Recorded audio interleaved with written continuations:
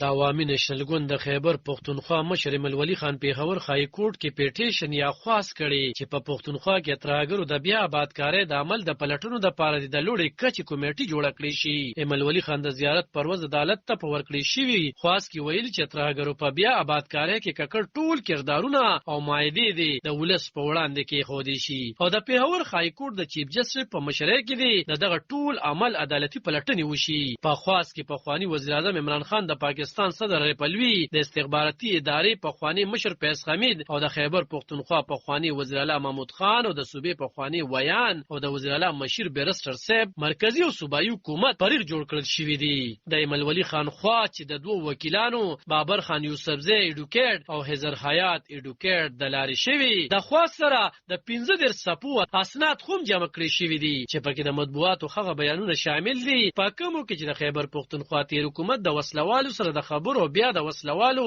د خوشی کولو خبرونه شامل دي. په خواست کې ویل شوی چې ان پی د خیبر پښتونخوا صوبه کې د پاکستان تحریک انصاف د گورنر او وزیرانو لخوا د سرکاري خزانه د قلنګ ورکولو خبره وړاندې په ګوته کړې و خو د هغه هم کمی پلټنې نه وی شوی ځکه د دوی سره عدالت ته د تلو نه علاوه بل لاره نه ده پاتې او عدالت ته خواست کوي چې په دغه اړوند رانی او پوری پلټنې وکړي او ټول حقایق ولست وړاندې کړي. بابر یوسفزی ایډوکیټ ویل چې د کال 2018 یو قانون دی د کملاند چې دغه ډول غټو پیغو د پاره د لوړې کچې یو کمیټې جوړیږي او هغه پلټنې کوي ځکه چې دا د ریاست د امنیت او خلکو د جون مسله ده. هغه زیاته کړه چې د ملولي خان وړاندې خوم یو موقع بو چې وزیران قلنګ ورکوي خو د هغه پلټنې ونه شوي ځکه دوی وزغواړي چې د ترهګرو د بهاله پاړوند پلټنې وشي او ولست د اختیا وړاندې کړل شي. تیر کال د اگست په میاشت کې د پاکستان تحریک انصاف ګوند مشر او مخکنی وزیر اعظم عمران خان منلې و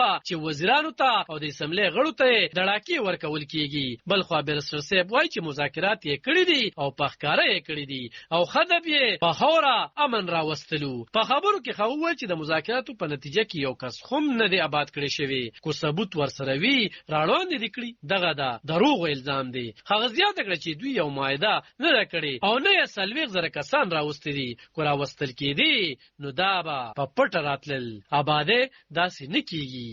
علب خان شیرپو دلبر نیوز 400 دا عوامي